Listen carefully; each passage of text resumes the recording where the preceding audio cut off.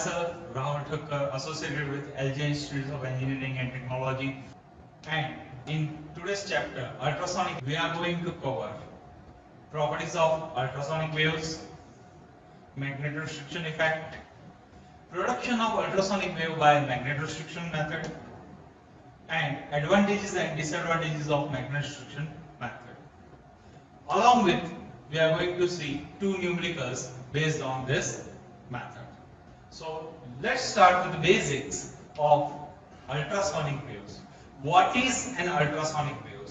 You might be knowing the sound wave having frequency greater than 20 kilohertz is known as an ultrasonic wave. There are lots of application of ultrasonic waves in medicals and mechanical and other branches of engineering, as well as the animals like bats and dolphins can hear the ultrasonic waves. You might be aware about that.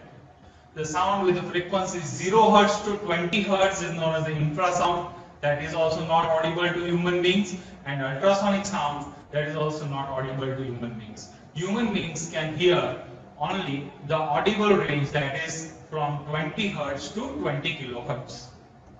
So that is the ultrasonic waves having frequency greater than 20 kilohertz. Okay? So let us discuss further more properties of ultrasonic waves or ultrasounds. So first property, as we have discussed earlier, that is frequency greater than 20 kilohertz.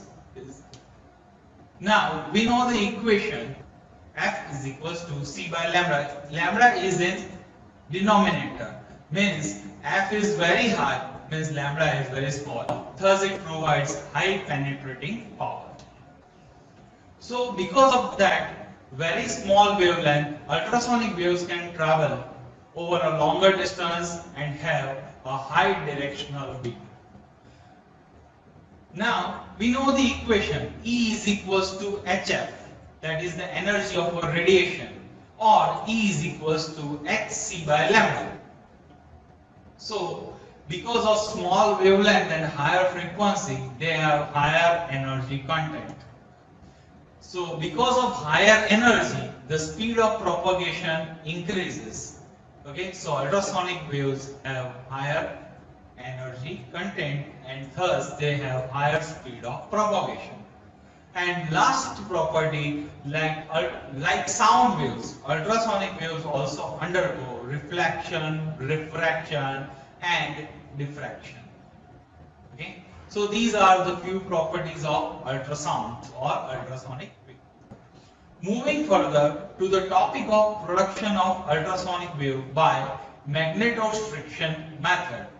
But before studying magnetorestriction method, we must understand the principle on which the magnetorestriction method works, and that is the magnetorestriction effect.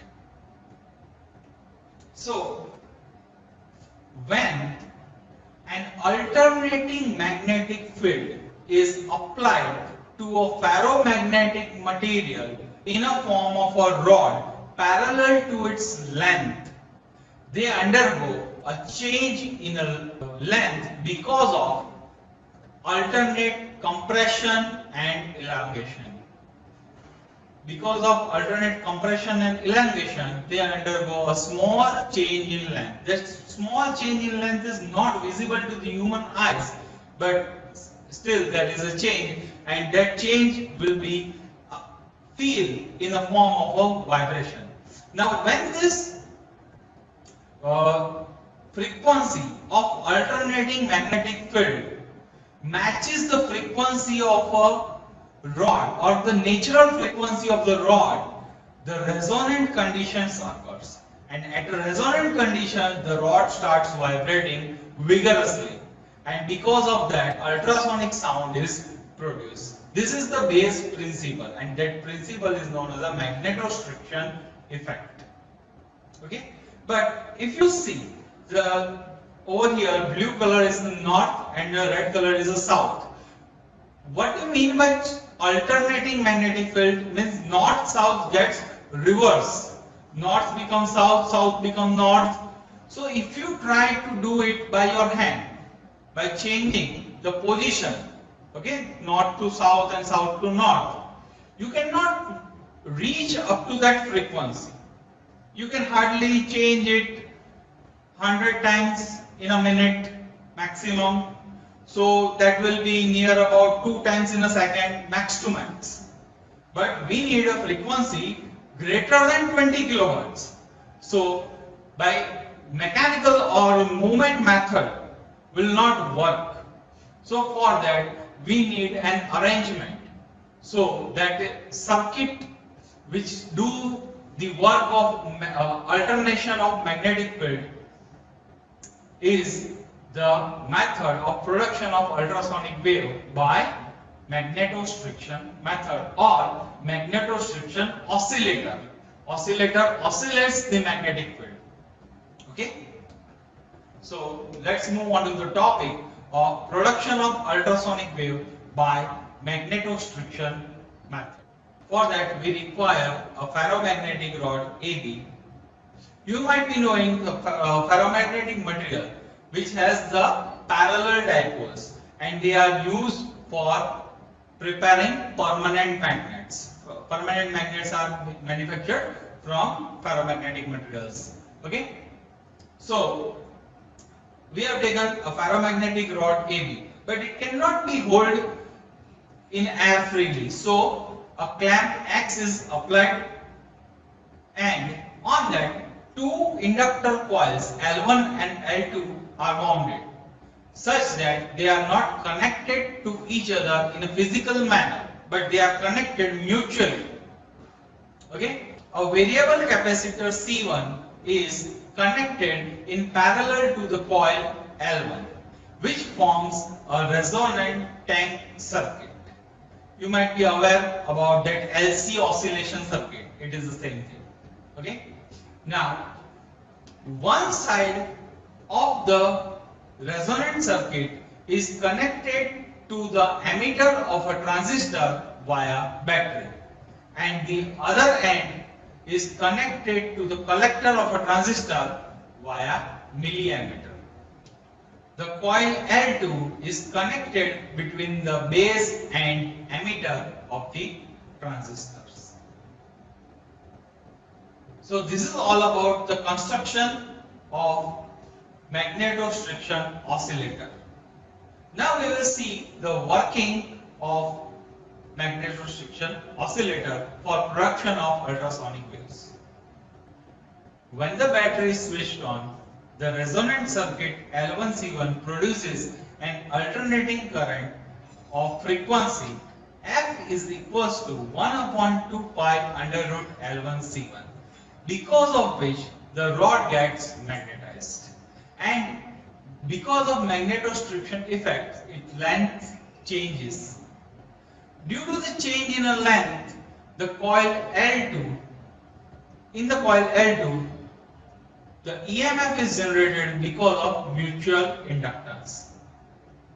The EMF generated in coil L2 is supplied to the base and is fed back to the coil L1C1.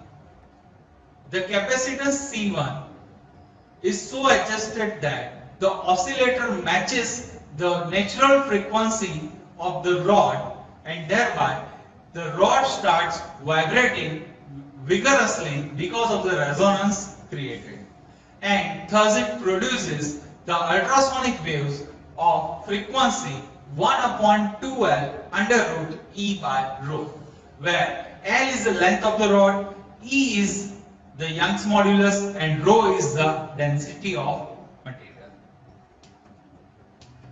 The advantages of this method is it's simple in construction and it's low cost. At low ultrasonic frequency, the large power output is also possible by this method, and the frequency ranging from 100 Hz to 3000 kHz can also be produced. The only disadvantages are it cannot generate frequency greater than 3000 kHz. Frequency generated depends on the temperature, and because of ferromagnetic material used in this, there might be the losses due to the hysteresis and eddy current. So these are the disadvantages. Now let us see the examples. Now these are the two exercise problems. First problem, calculate the capacitance required to produce the ultrasonic waves of 10 raised to 6 Hz with an inductance of 1 Henry. So these are the given data. Frequency required is 10 raised to 6 Hz. Inductor available is 1 Henry. So using the formula F is equals to 1 upon 2 pi under root L1 C1, we can calculate the C1. So that is an easier one. Second, coming to the second point, second problem, calculate the length of an iron rod which can be used to produce ultrasonic waves of 20 kHz. Density of iron is given as 7.23 into 10 raised to 3 kg per meter cube, and the Young's modulus of the material is also given. That is 11.6 10 raised to 10 Newton per meter square. So these are the given data. F is given, rho is given, and E is given. Using the formula F is equals to 1 upon 2L E by rho, under root E by rho, we can calculate the length of the rod required to generate this frequency. So this is all about today's lecture. Thanks for watching.